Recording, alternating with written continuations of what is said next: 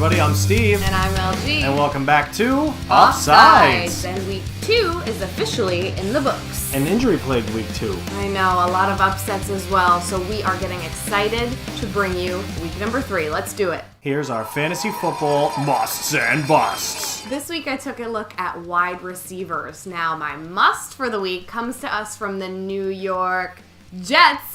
It's Quincy Enunwa. Enunwa is slowly but surely becoming one of Fitz's favorite targets. Of course, behind popular kids Decker and Marshall. But Enunwa put up big numbers in the last 2 weeks. He's a slot receiver. I expect to only see single coverage from the Kansas City Chiefs, so expect Fitz to find his man all day long. My fantasy bust for the week? Doug Baldwin. Sit it down, bro. Okay, number 1, we don't even know if this guy is healthy or not. But even with that knowledge, even if he was healthy and was playing, look at his poor statistics for the past 2 weeks.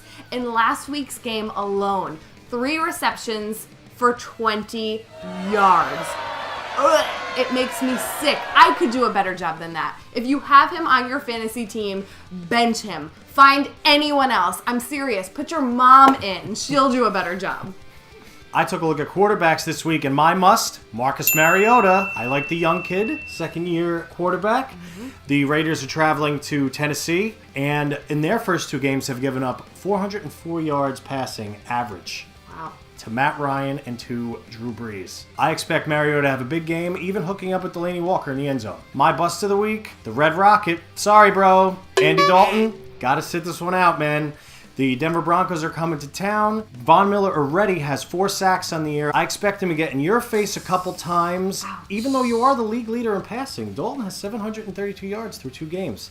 I think he's shut down this week by a very, very strong Denver defense. Say something about the spreads. Something about the spreads. This week I took a look at Carolina hosting the Minnesota Vikings. Carolina is giving 6.5 points.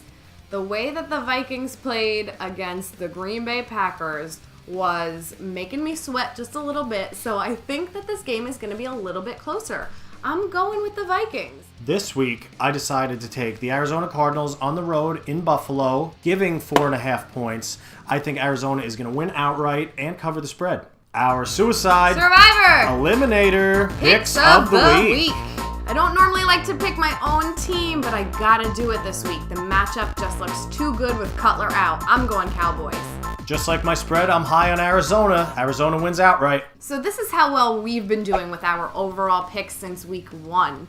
Last week, Steve and I had a tie for 9 correct, and we have to give a big shout out to my friend and colleague, Frankie D. You won with 10 correct wins. Even though he got his picks in after the Jets game, we'll count it. This is the part where we guess who you think that we think. You know.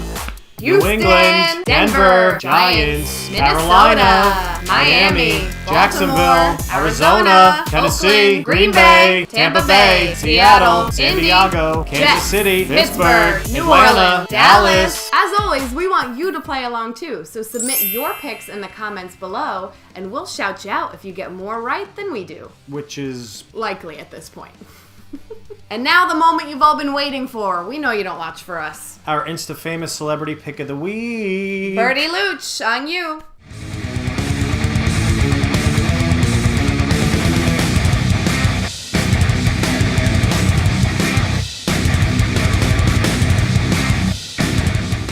Oh, way to make a papa proud. Go G-Men. Bert is still alive in his suicide pool, 3 weeks strong. Well, if he wins this one, here's hoping. Thank you so much for joining us for week 3 of Offsides. And we will see you back next week for week 4. If we make it that far in life. For Offsides, I'm LG. I'm Steve. Bye. Peace.